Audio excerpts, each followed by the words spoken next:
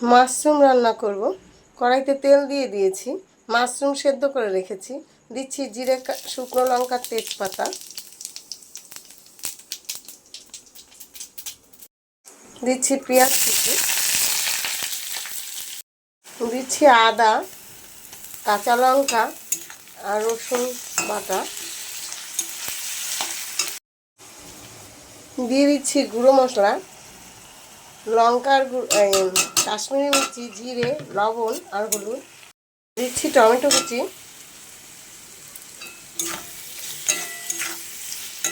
আমি একটু আলু ব্যবহার করব, কারণ আমরা 5 জন মানুষ। সেদ্ধ করা আলু।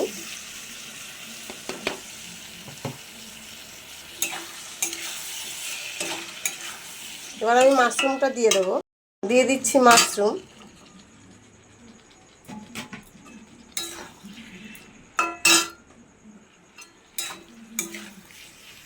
এবার একটু জল দিয়ে দিচ্ছি,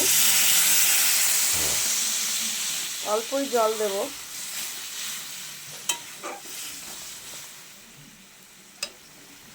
এবার ঢেকে দেব।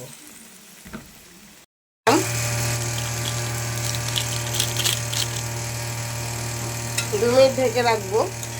আমার মাশরুমটা হয়ে গেছে। ভিডিওটা ভালো লাগলে একটা লাইক, কমেন্ট, শেয়ার করে দেবেন। ভালো থাকবেন। ভিডিওটা দেখার জন্য অসংখ্য ধন্যবাদ।